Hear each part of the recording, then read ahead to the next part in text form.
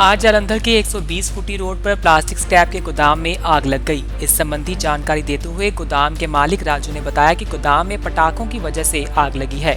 हालांकि किसी भी तरह का जानी नुकसान नहीं हुआ, लेकिन गोदाम में पड़े कुछ सामान को क्षति जरूर पहुंची है।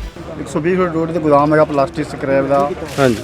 ਕਿਸੇ ਕੋਲੋਂ ਪਟਾਕਾ ਚਲਿਆ ਹੋਣਾ ਪੈ ਗਿਆ ਤਾਂ ਗੋਦਾਮ 'ਤੇ ਅੱਗ ਲੱਗ ਗਈ। ਸਾਡਾ ਜ਼ਿਆਦਾ ਨੁਕਸਾਨ ਨਹੀਂ ਹੋਇਆ, ਚਲੋ ਠੀਕ ਬਚਾਅ ਹੋ ਗਿਆ, ਕੋਈ ਸਾਡਾ ਨੁਕਸਾਨ ਜ਼ਿਆਦਾ ਨਹੀਂ। ਤੁਹਾਨੂੰ ਲੱਗਾ ਪਟਾਕਾ ਕਿੱਧਰਲੇ ਪਾਸਿਓਂ ਆਇਆ ਸੀ, ਇਹ ਪਤਾ ਕੁਛ? ਸਾਨੂੰ ਅਸੀਂ ਗੋਦਾਮ ਨਹੀਂ, ਲੇਬਰ ਅੰਦਰ ਸੀਗੀ, ਰੋਟੀ ਖਾਂਦੀ ਸੀਗੀ। ਅੱਛਾ ਜੀ। ਹਾਂਜੀ। ਤੇ ਕੋਈ ਇਹੋ ਜਿਹਾ ਨੁਕਸਾਨ ਤਾਂ ਨਹੀਂ ਹੋਇਆ ਕਿਸੇ ਨੂੰ ਜਿਹਦਾ?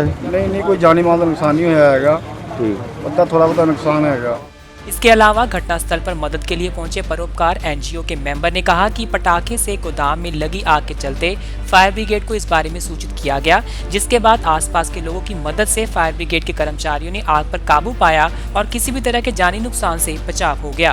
हाँ जी, मैं गुरसेवक सिंह परोपकार एनजीओ का नुमाइंदा जी। अज 120 फुटी रोड ਗੱਤੇ ਦੀ फैक्टरी के नाल ही अग लग गई सी। पटाका टुका कोई चलिया होना तो अग लग गई सी।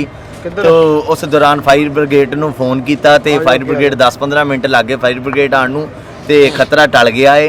आ मालक हैगे ने उन्होंने राजू जी, इन्होंने सानू जो दसिया भी अग लगी, असी दबा दब फोन किया फायर ब्रिगेड से। फायर ब्रिगेड आई, फायर ब्रिगेड ने आंदे आई जी अग ते काबू पा लिया।